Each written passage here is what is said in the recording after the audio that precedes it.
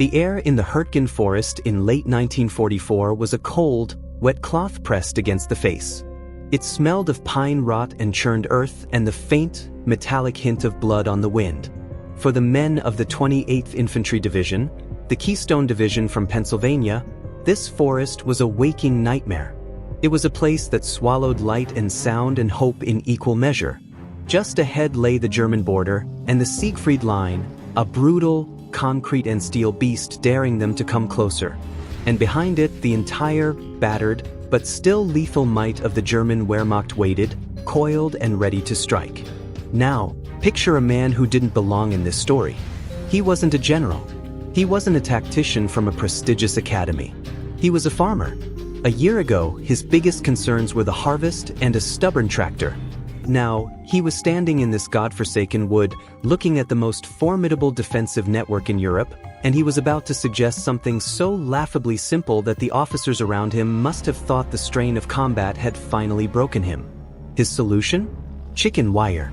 Common, everyday, dirt-cheap chicken wire. The kind you'd use to keep foxes out of the henhouse. To stop the 70-ton German King Tiger, the most feared tank on the battlefield. It sounded insane. It sounded downright stupid. And that was its single greatest strength. Because the German war machine, for all its engineering genius, had a fatal, irreparable blind spot. They could not conceive that something so humble, so utterly beneath their consideration, could pose a threat. They chronically underestimated the American soldier's most potent weapon. Not his rifle nor his tank, but his mind. A mind forged in the endless improvisation of the farm, the auto shop, the resourceful heart of a nation that fixed things. This is how that farmer's dumb trick stopped a Panzer breakthrough cold. It's a story that starts not with a thunderous artillery barrage, but with the quiet snip snip snip of wire cutters in the dark. To feel the full weight of this moment, you have to understand the desperate context of that autumn. The Allies had burst from the Normandy beaches, liberated Paris in a blaze of glory, and raced across France so fast they nearly outran their own gasoline. A heady, intoxicating optimism whispered that the war could be over by Christmas. But war is a beast that feasts on optimism. The German army, though bleeding from 1,000 wounds, was far from dead. It was a cornered predator, and its fangs were sharp. And then we entered the Hurtgen. My God, the Hurtgen forest. If hell was a woodland, this was it. 50 square miles of dense, dark, dripping fir trees, steep ravines, and trails of deep, sucking mud. It was a defender's perfect playground and an attacker's certain grave. Every clearing was zeroed in by German artillery. Every path was sown with vicious shoe mines that could take a man's foot off. Every shadow behind a tree trunk could hide a sniper with ice water in his veins. The American High Command, in its relentless drive to the Rhine, saw the forest as an obstacle to be pushed through. The German command saw it for what it was, a meat grinder. And for weeks, it ground. It consumed divisions whole. The mud was so deep it could steal the boots from your feet. The cold seeped into your bones and stayed there. The constant, grinding thunder of artillery shells did something to a man's spirit, chipping away at it day by day. They didn't call it the Death Factory, for nothing. Into this nightmare was ordered the 28th. Their red keystone patch, a symbol of their Pennsylvania roots, was now a target painted on their backs. They were exhausted, their ranks thinned and filled with fresh-faced replacements who barely knew their sergeants' names. Their commander, the tough and pragmatic General Norman Dutch Coda, knew a raw deal when he saw one. He'd already helped save the day at D-Day, and now he was being handed a poison chalice. His division's orders were to attack through the heart of the Hurtgen, to seize the key towns of Schmidt and Wassenack, and break through to the critical Rohr River dams. It was, for all intents and purposes, a suicide mission. And the Germans knew it. Let's look through the other end of the telescope for a moment. Let's go to a warm, well-lit German command bunker. Maps cover the walls. Field Marshal Walter Model, the Führer's fireman, a man whose genius for defense was matched only by his ruthlessness, studies the situation. He sees the tired American 28th Division pushing right into his prepared kill zone. A thin, cold smile might have crossed his lips. This was perfect. He wouldn't just stop them, he would let them commit, let them exhaust themselves against his defenses, and then, when they were at their most vulnerable, he would unleash his masterstroke. Operation Wacht am Rhein. The Watch on the Rhine, the plan for the colossal offensive we now call the Battle of the Bulge, was already in motion. But before that grand gamble, Model wanted a local, decisive victory to boost morale and bloody the Americans' nose. He would use his elite Panzer reserves, including the terrifying King Tigers of the 506th Heavy Panzer Battalion, to launch a massive counterattack. He would smash through the weary 28th, cut off the American spearheads, and send the Allies stumbling back in disarray. On paper, it was a flawless plan. The Americans were exhausted. They were trapped in terrible terrain. Their primary tank, the M4 Sherman, was a death trap against a King Tiger. Hitting a Tiger's front armor with a Sherman's 75mm gun was like throwing a rock at a bank vault. You just make a loud noise. The trap was set. The 28th Division attacked. And just as Model had predicted, they were cut to pieces. In the brutal fight for Schmidt, it was a slaughterhouse. Men fought with rifles, knives, and entrenching tools in shattered buildings and muddy streets. Communications disintegrated. Platoons were cut off and surrounded. The Shermans that tried to support the infantry were turned into burning wrecks, easily destroyed by Panzerfausts and the long, deadly 88mm guns of the waiting German beasts. The forest, already a nightmare, became a tomb. The despair was a physical weight on every man's shoulders. And it is here, at this absolute nadir, that our farmer soldier steps onto the stage of history. His name has been lost to time, but his idea, his sheer, unadulterated gall, would become legend. He was likely a sergeant or a corporal, a man whose hands were used to fixing things. He'd been studying the German anti-tank obstacles, the Czech hedgehogs, those effective but complex steel jacks. And a thought, a seemingly insane thought, began to form in his mind. Picture the scene in the command post. The reports are all catastrophic. The Panzers are massing for a dawn attack. They have nothing that can stop a King Tiger head-on. The mood is black. And this farmer stands up. "Sir," he says, "I have an idea." He explains it. A long, painful silence probably followed. You could hear the wind howling outside the tent. An exhausted staff officer, his face etched with strain, finally speaks. "Son, you want to do what with chicken wire?" But General Koda was a different breed. He was a fighter, a man who had seen improvisations save the day on Omaha Beach. He was pragmatic and he was desperate. Conventional wisdom had failed. So he listened. And he gave the order. Do it. And so, through that freezing night, a bizarre and surreal operation commenced. While the infantry shivered in their foxholes and engineers laid their last precious mines, another group of soldiers was put to work. They weren't pouring concrete or building giant fortifications. They were unrolling spool after spool of standard issue, hexagonal chicken wire. They cut it into long rectangular sections and, with cold, numb fingers, staked it down low to the ground across the key avenues of approach, the open fields and fire breaks where the German armor would have to emerge from the forest. To the men wrestling with the sharp, uncooperative wire, it must have felt like the most futile task in the world. Like trying to hold back a tidal wave with a screen door. They were exhausted, terrified, listening to the growing, diesel thunder rumble of German tank engines as they warmed up for the assault. They knew what the dawn would bring. And here they were, laying out what looked like the world's most pathetic welcome mat. The dark, grim irony surely wasn't lost on them. In the face of the Third Reich's ultimate expression of mechanical warfare, the Keystone Division's answer was something you could buy at any hardware store back home. As they worked, German scouts watched. Through their field glasses, they saw the Americans scurrying about, laying down these sheets of wire. They reported it back up the chain.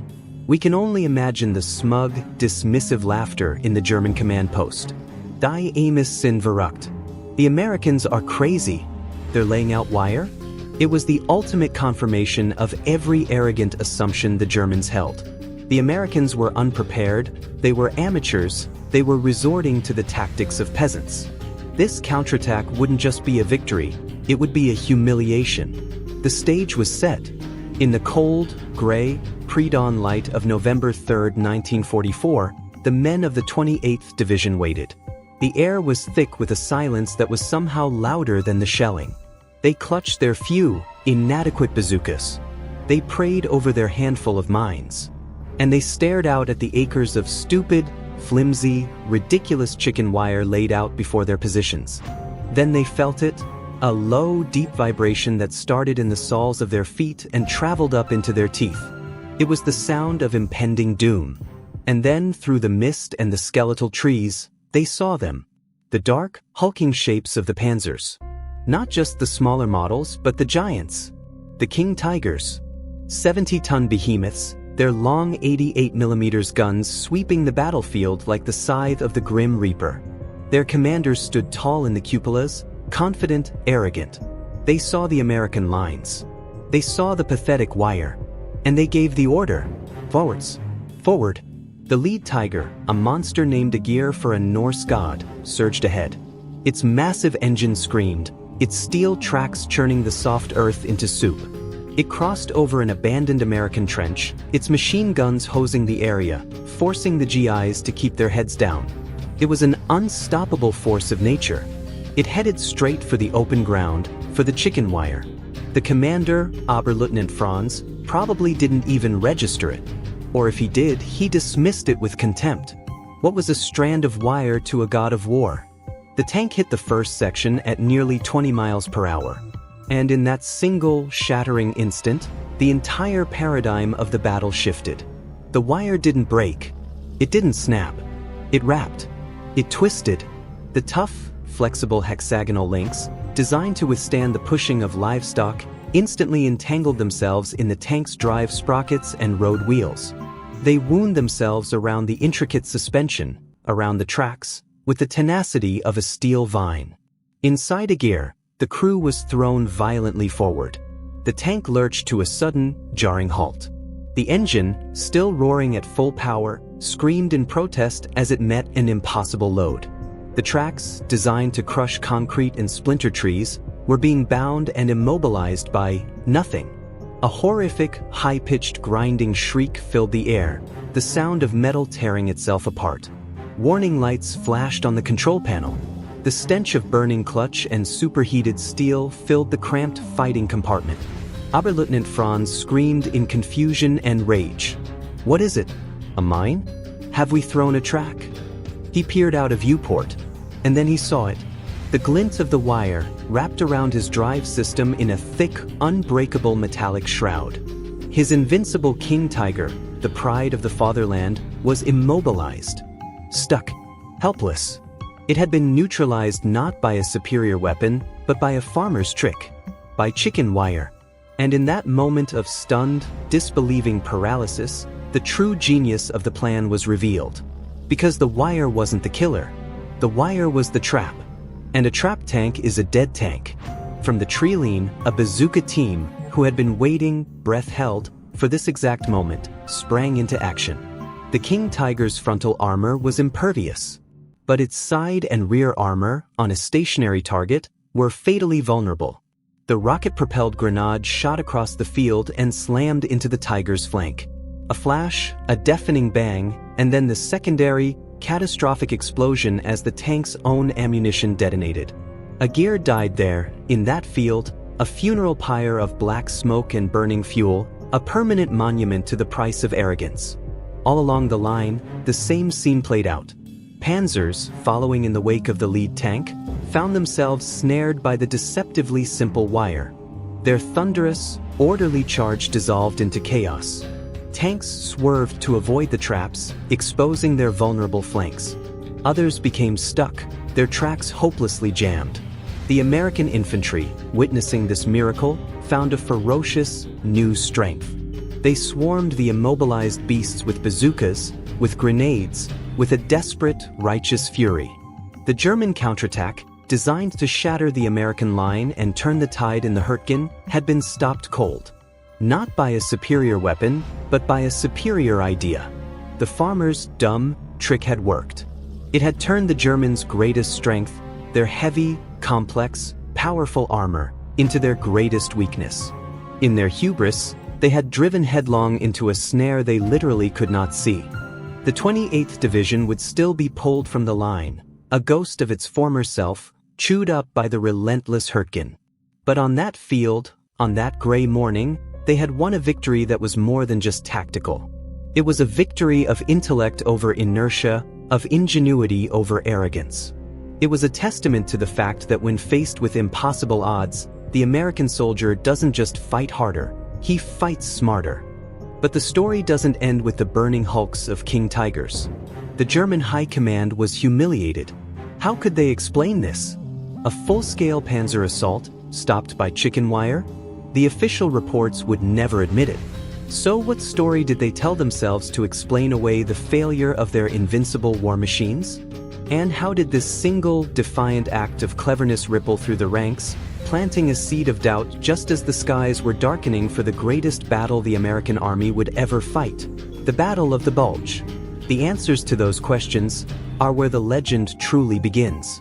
The single, strained piano note hangs in the air, a fragile thread of sound against the oppressive silence of the forest.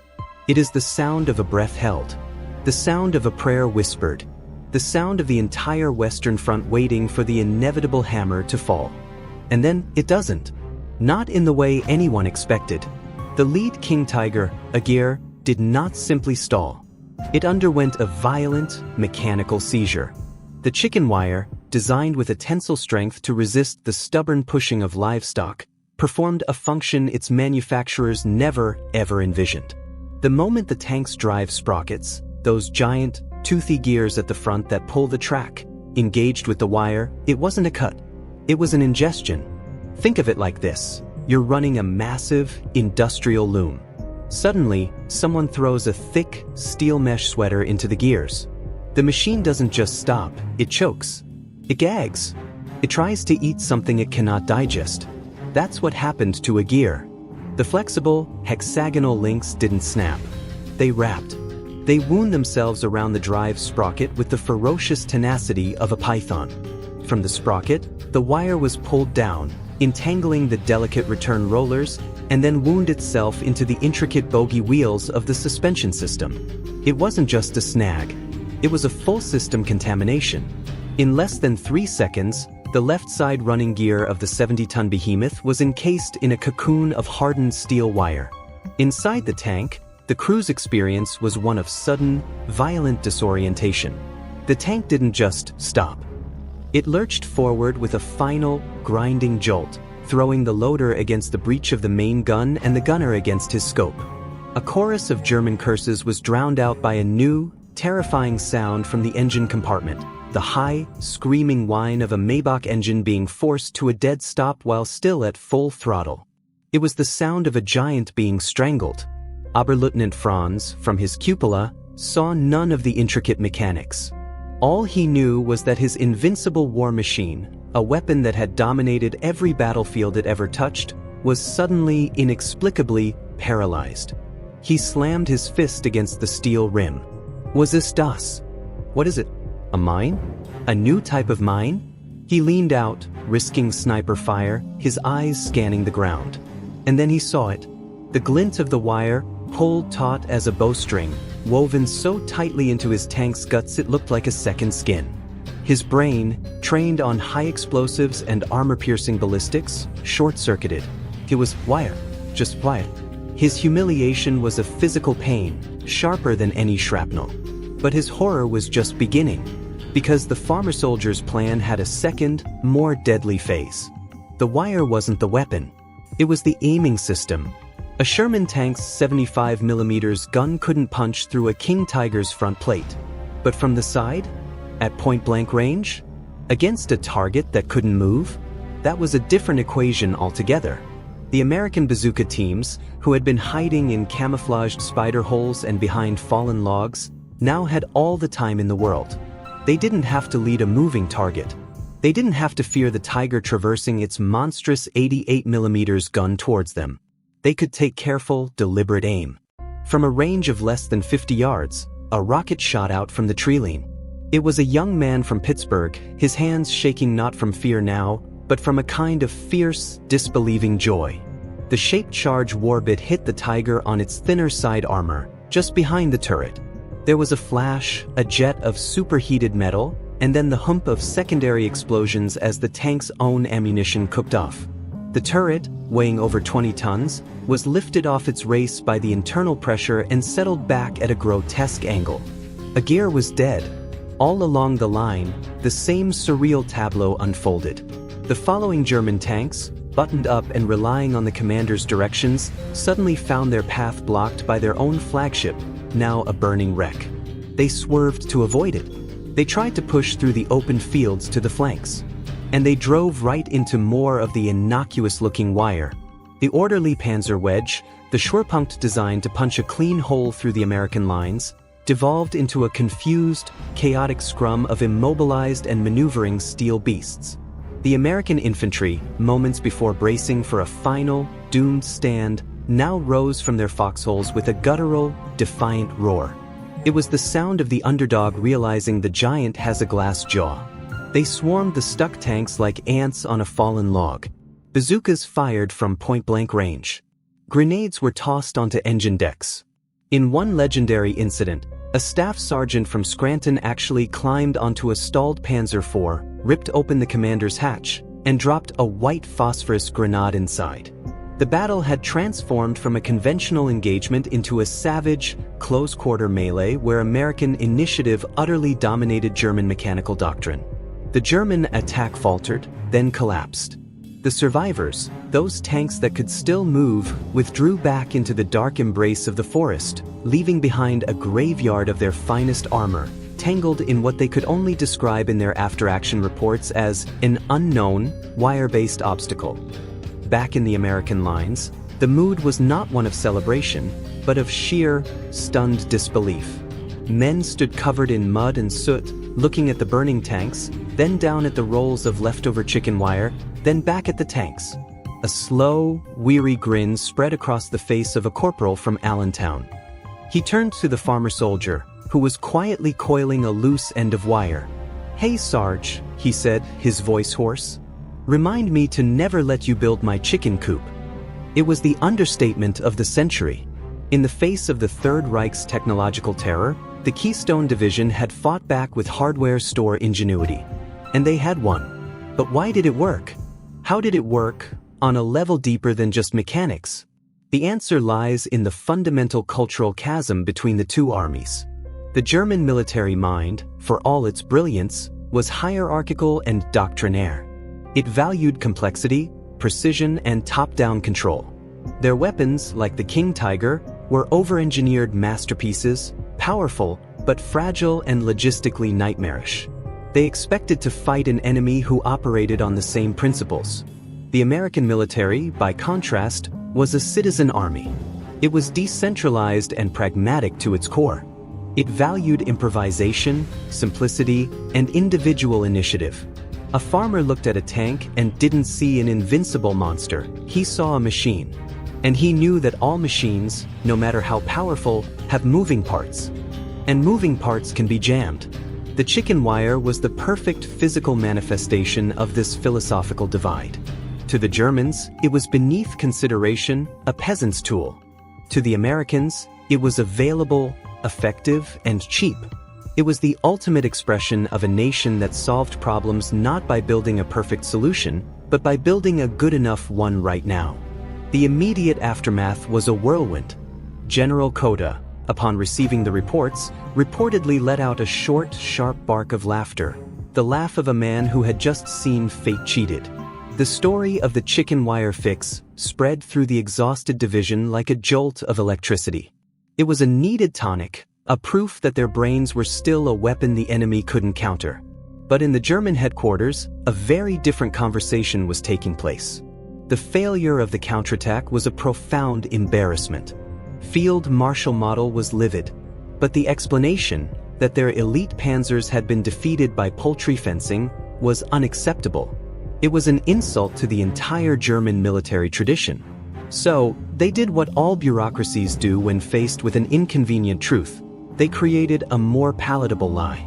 The official German after-action reports made no mention of chicken wire. They spoke of ferocious American resistance, heavily fortified positions, unexpected minefields, and a high concentration of anti-tank guns. They invented whole artillery batteries and battalions of tank destroyers that simply did not exist. To admit the truth would have been to admit that their entire worldview, their belief in technological and tactical superiority, was flawed. It was easier to pretend the Americans had fought a conventional, German-style battle and won, than to admit they had been outwitted by a tool from the barnyard.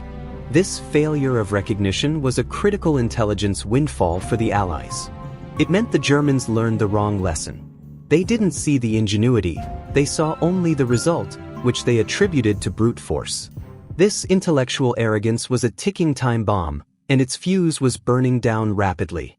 Because even as the smoke cleared over that bloody field in the Hurtgen, a much larger German force was massing in the frozen forests of the Ardennes. The plans for the Watch on the Rhine were final. Hitler's last great gamble, the offensive that would become the Battle of the Bulge, was days away from being launched. And in that offensive, the Germans would once again place their faith in their magnificent, complex, and ultimately fragile heavy tanks against an American army that had just proven it could kill giants with the simplest of tools. The men of the 28th Division didn't know it yet, but the lesson they had taught the Wehrmacht in that one small corner of hell was about to be applied on a cataclysmic scale. The chicken wire had been more than a trap, it had been a warning. A warning the German High Command, in its towering hubris, deliberately chose not to hear. And that decision would cost them everything. The silence that fell over the Hurtgen field was a physical thing, thick and heavy, broken only by the crackle of burning panzers and the low moans of the wounded. The men of the 28th Division moved through the smoke like ghosts, their faces smudged with grime and a kind of stunned disbelief. They had stared into the abyss, and the abyss had gotten tangled in chicken wire. A slow, weary elation began to spread, a feeling so foreign in that forest of death it felt like a fever dream. But this was the Hurtgen. There were no clean victories. The division was shattered, bled white. Within days, they were relieved, stumbling out of the forest as shadows of the men who had entered. They took their story with them, a wild, unbelievable tale that spread through the rear echelons like a folk song. A story about a farmer, some wire, and the day the American GI outsmarted a god of war. Yet, in the grand, clinical maps at Supreme Headquarters, the Hurtgen was still a bloody stalemate. The focus shifted. The war machine ground on. And as the bitter cold of December 1944 set in, a deep quiet fell over the Ardennes forest, a quiet far more ominous than the one in the Hurtgen. It was the quiet of a trap being set on a scale the world had never seen. The Germans were coming. Not a local counterattack, but the full, desperate fury of the Wehrmacht's last reserves. Operation Wacht am Rhein, the Battle of the Bulge. Its success depended on two things: surprise and the brutal, overwhelming power of its panzer divisions, especially the 1st SS Panzer Division, the Leibstandard SS Adolf Hitler, equipped with the latest King Tigers and Panther tanks. Their mission was to smash through the thin American lines in the Ardennes, cross the Meuse River, and race to Antwerp, splitting the Allied armies in two. The commander of the 1st SS Panzer Division was a fanatical, ruthless officer named SS Obersturmbannführer Joachim Paper. He was the embodiment of the German military ideal: aggressive, technically proficient, and utterly convinced of the superiority of his men and his machines. As his column of elite armor and veteran SS Panzer Grenadiers rumbled towards the front, he briefed his officers. The Americans, he told them, were a rabble. They had no stomach for a real fight. Their equipment was inferior. When his Tigers appeared, the Amos would break and run. It was a sentiment echoed all the way up to Hitler himself. The arrogance that had blinded them to the chicken wire in the Hurtgen was now the very foundation of their grand strategy. Meanwhile, on the other side of the line, the men holding the Ardennes front were a mix of green troops and battered units sent there to rest, the Ghost Front. Among them were veterans. And those veterans had heard the stories from the Hurtgen. They had sat in muddy cafes in Belgium and listened to hollow-eyed Keystone Division survivors talk about a crazy trick with wire. For them, it wasn't just a tall tale, it was a lesson in German weakness. So, as the first reports of the massive German offensive came in on December 16, 1944, as the sky lit up with a massive artillery barrage and the ground shook with the tread of hundreds of tanks, a different kind of preparation began. It wasn't just about digging foxholes and laying minefields. It was about thinking. In the town of Stavelot, a young lieutenant from Iowa, whose father owned a hardware store, looked at the main bridge over the Amblev River. It was a perfect choke point for Paper's advancing spearhead. He didn't have enough explosives to blow it yet, orders were to wait. But he had to slow them down. He remembered the story. He sent a squad to a nearby farm. They came back with rolls of chicken wire. Under the cover of darkness, they stretched it across the road on the approach to the bridge, staking it down loosely, letting it lie in the snow like a discarded net. At a road junction outside the village of La Glise, a sergeant from Texas, a former ranch hand, had his men do the same. They didn't have time to build elaborate defenses, but they had wire. They laid it in ditches, across narrow trails, anywhere a tank might try to bypass a roadblock. The initial German advance was a scythe. Paper's spearhead, a mixed column of Panthers, King Tigers, and armored half-tracks, smashed through American positions with terrifying speed. Their confidence was sky-high. They saw the fleeing Americans, the chaos. Their arrogance seemed justified. Then they hit Stavelot. The lead Panther, its machine gunners spraying the buildings, rumbled towards the bridge. It hit the wire. The effect was instantaneous, a grim echo of the Hurtgen. The wire snarled in the tracks, jamming the drive sprockets. The tank shuddered to a halt, blocking the narrow street. The following vehicles, unable to pass, piled up behind it. In the confusion, the American lieutenant gave the order. The bridge blew sky-high. Paper's fastest route to the Meuse was severed, and his timetable began to unravel, all because of a few dollars worth of wire and a lieutenant who'd paid attention to a story. This scenario repeated itself across the Bulge. It was never the single, war-winning trick it had been in the Hurtgen. It was 1,000 small, ingenious acts of defiance. It was a weapon of the mind.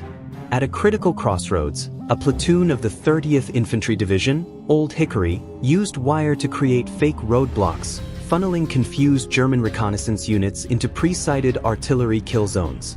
Engineers used it to lash together bundles of grenades to create improvised anti-tank charges. The most profound impact was psychological. For the American soldier, the wire became a symbol. It was a reminder that they could fight back, that the German Goliath had a weakness. It was a physical manifestation of their own ingenuity, a middle finger to the complex, over-engineered war machine bearing down on them.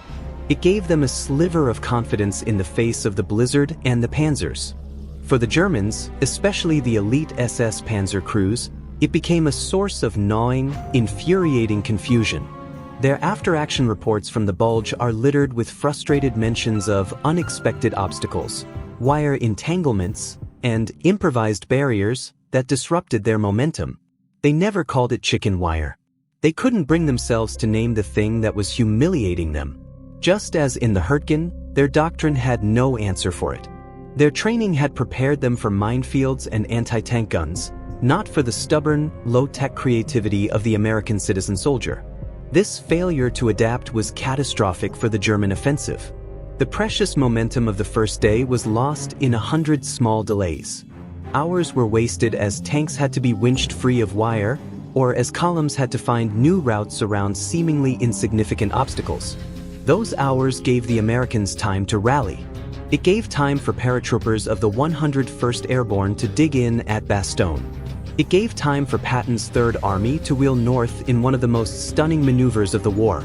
The chicken wire didn't win the Battle of the Bulge. That victory was won by the staggering courage of the American soldier, the indomitable will of men like those at Bastogne, and the brilliant logistics that reinforced a collapsing front. But the principle behind the wire, the principle of improvisation, of using your enemy's arrogance against him, of finding a way when there was no way, that principle saturated the American defense. It was the same spirit that saw bazooka teams hiding in cellars to shoot at the vulnerable undersides of tanks, that saw sergeants organizing scratch forces of cooks and clerks into fighting units, that saw medics using bed sheets from Belgian homes for bandages. By the time the skies cleared and the Allied air forces returned to pound the German columns into scrap, the lesson was complete. The German war machine, for all its technical brilliance, was rigid. When its plans met the chaotic, adaptive, and utterly unpredictable resistance of the American GI, it broke. The farmer from Pennsylvania, whose name we may never know, had done more than stop a few tanks in a forest. He had embodied a philosophy of warfare that would become America's greatest strength. He had proven that in the calculus of battle, a creative mind is worth more than 1,000 intricate blueprints. The echo of his simple, dumb trick reverberated through the snowy hills of the Ardennes, helping to blunt the point of the last great German offensive of the war. And as the survivors of the Bulge looked out at the frozen fields littered with the wreckage of Hitler's last gamble, they understood something fundamental. The war in Europe was not going to be won by the side with the biggest tanks. The silence after the Battle of the Bulge was different. It wasn't the shocked, fragile quiet of the Hurtgen or the tense, blizzard-muffled stillness of the Ardennes siege. This was a deep, exhausted, and final silence. A landscape of shattered panzers and spent shell casings, blanketed by a snow that now felt clean. The German spearhead had been blunted, broken, and thrown back. The Wehrmacht's last, desperate throw of the dice had come up empty. And in the wreckage, you could trace the unbroken thread that led all the way back to a roll of chicken wire in a dark forest. The story of the farmer soldier's trick didn't fade away as the armies pushed into Germany. It transformed. It became part of the DNA of the American fighting man in the ETO.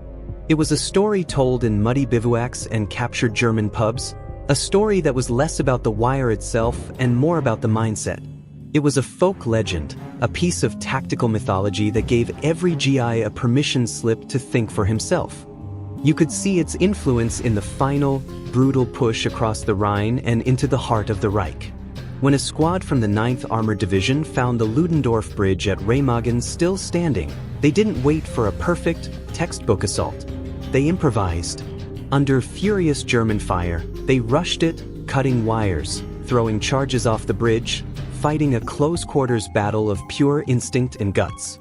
They saw a chance and they took it, the same way a farmer soldier saw a chance to use wire not as a fence, but as a weapon.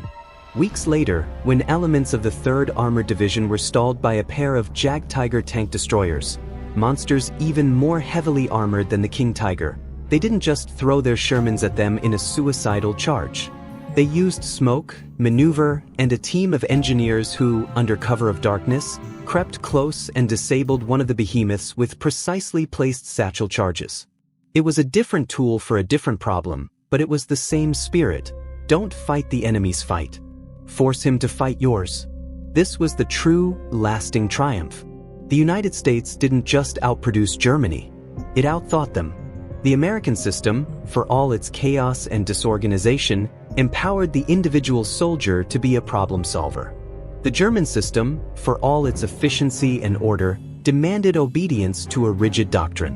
When that doctrine failed, when the enemy refused to behave as the manuals said they should, the German war machine had no backup plan. It could only break. The ultimate irony, the final, poetic justice, is that the German High Command never officially acknowledged the chicken wire.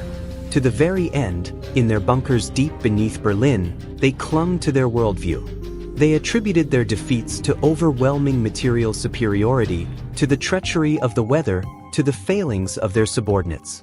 They could not, would not, confront the humiliating truth that their invincible panzers had been repeatedly thwarted by the simplest, most humble of materials, wielded by men they considered their intellectual and racial inferiors. Their arrogance was the one obstacle their own ingenuity could never overcome. And what of our anonymous hero? The farmer who started it all? He likely finished the war, mustered out, and went home. Back to his land, back to his tractor, back to a life of peace. There were no parades for him. No medals for conceptualizing the use of chicken wire.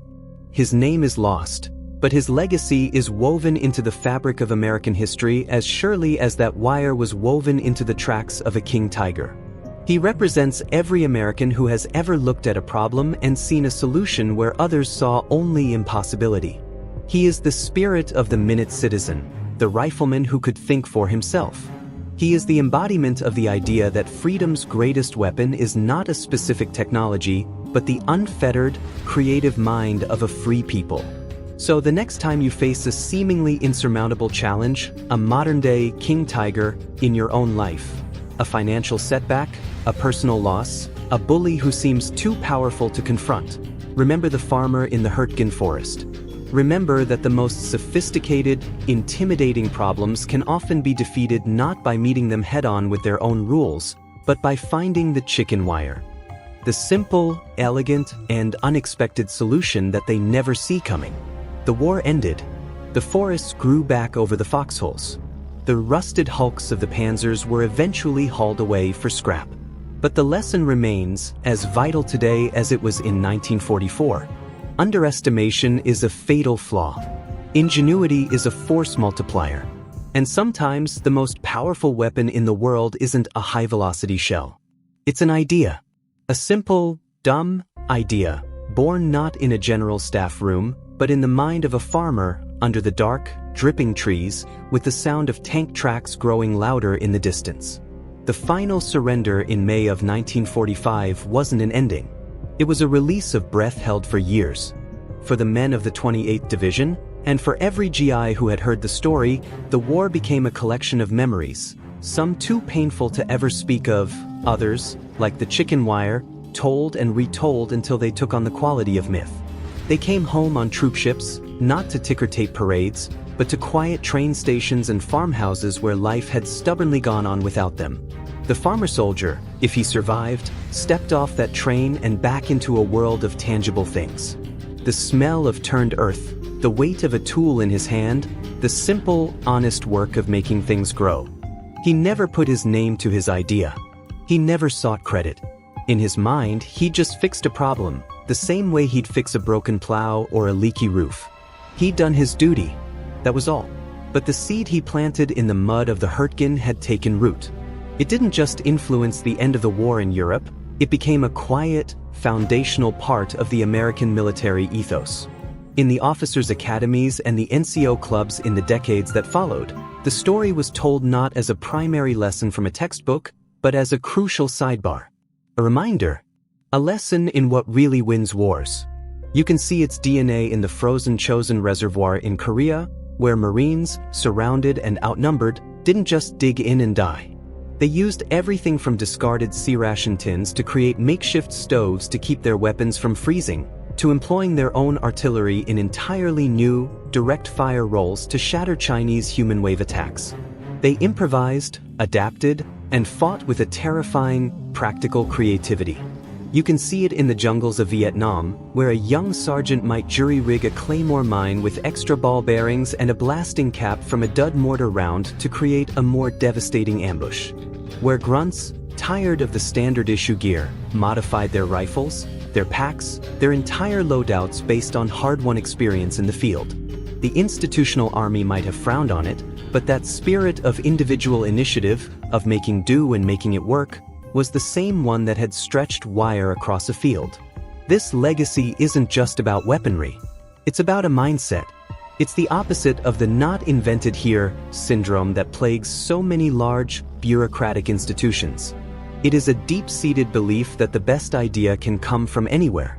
From a private first class fresh off the farm, from a staff sergeant who used to be a car mechanic, from a lieutenant who majored in art history. The American military, at its best, is a system that, while hierarchical, has always had a channel, sometimes official, often not, for a good idea to rise to the top. The German failure, then, was a failure of culture. Their system was built on the genius of the master planner, the grand designer. A Ferdinand Porsche, an Albert Speer. The man at the top had the vision, and the men below executed it with flawless precision. It was a system that could produce masterpieces of engineering like the Tiger tank, the V-2 rocket, the Me-262 jet fighter. But it was a brittle system. When the plan met chaos, when the enemy refused to follow the script, the system had no answer. It could not tap into the collective, distributed intelligence of its people. It could not improvise. A soldier who suggested using chicken wire to a German officer would have been laughed out of the room, or worse, punished for insubordination. This is the ultimate, enduring lesson. It's a lesson that echoes far beyond the battlefield. It resonates in the tech startup that challenges a corporate giant. It's in the community that comes together to rebuild after a natural disaster. It's in the teacher who finds a new way to reach a struggling student when the old methods have failed. The principle is the same. Don't be intimidated by the apparent strength of your obstacle. Look for its hidden weakness. Be willing to try the thing that seems too simple, too dumb, too obvious to ever work. The farmer went back to his life. The war receded. But on quiet evenings, perhaps when he was mending a fence of that very same hexagonal wire, the memory would return. Not of the fear or the noise or the death, but of the moment of stunned silence after the tiger ground to a halt. The moment of impossible, defiant success. He had looked into the face of the most advanced, terrifying weapon of its day, and he had not flinched. He had simply reached for the tool he had at hand. The story of the chicken wire is, in the end, a story about America itself. It's a story that argues that our greatest national resource has never been our industry or our wealth, but the unassuming, practical genius of our people. The ability to look at a problem, no matter how vast or how terrifying, and not see an immovable object, but a puzzle to be solved. It is a story that reminds us that the future does not always belong to the strong or the sophisticated. It belongs to the clever, the resourceful, and the brave.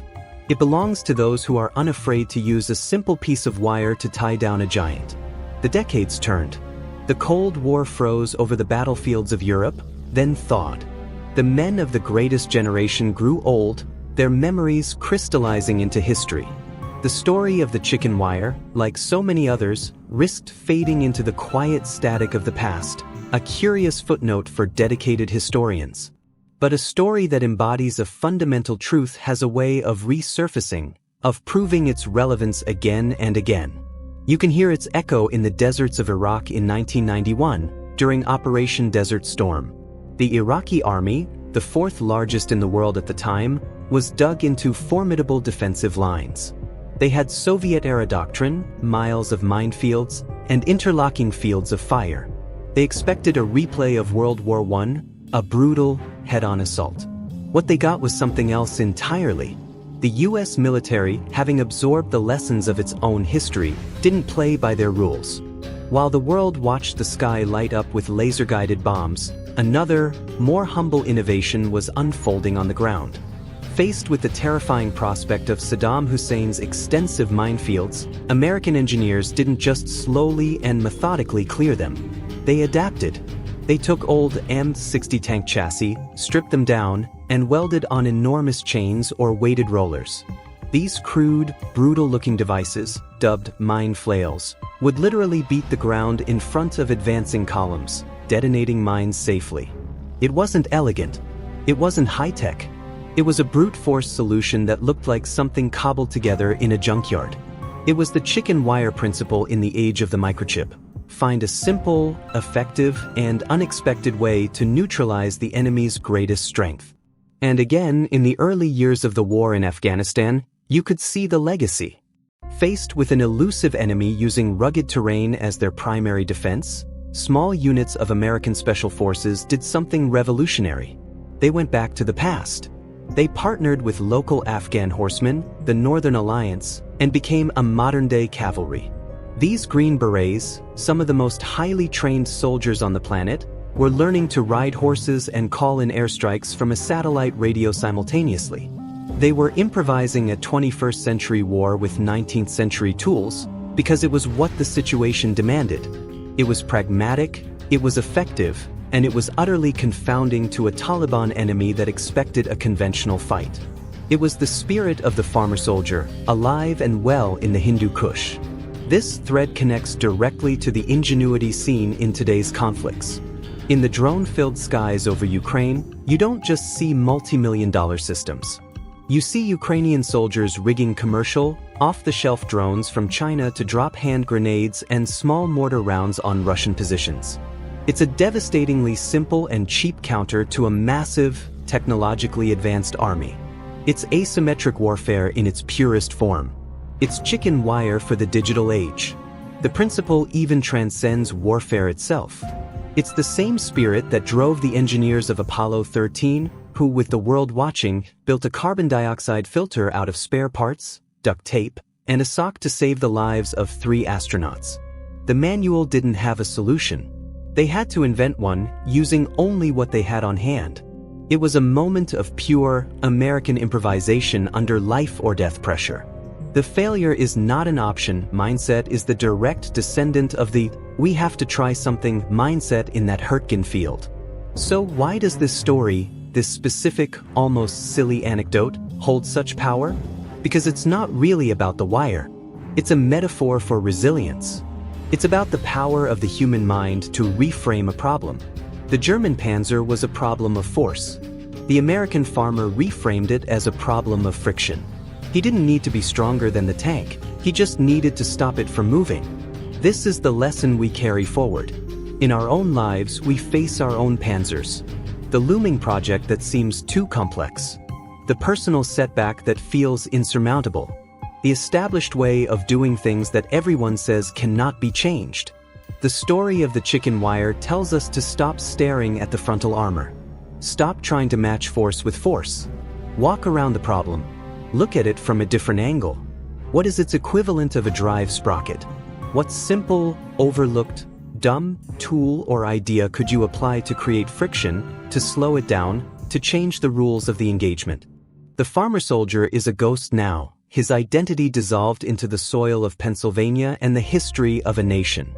But he left behind a manual, not written in words, but in action. A manual that says, you are not powerless. Your greatest advantage is your ability to think differently, to see the potential in the ordinary, to have the courage to try the thing that no one else is trying because it seems too simple to possibly work. The war ended. The forest reclaimed the land. But the lesson is etched permanently into the American character. It's a quiet confidence that in the face of overwhelming odds, we don't just have to be tougher. We can be smarter. We can be cleverer. We can look at the giant, and instead of a sling, we can reach for a roll of wire and change the course of history.